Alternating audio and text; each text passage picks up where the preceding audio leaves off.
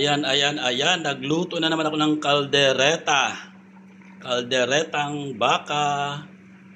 So, ayan. Ilagay na natin itong ating patatas. Yan. So, finray ko na siya.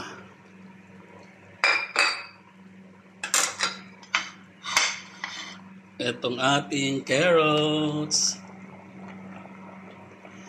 Yan. At ating halu-haluin.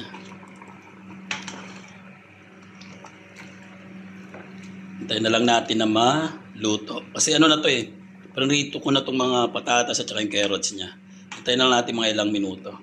Ayan.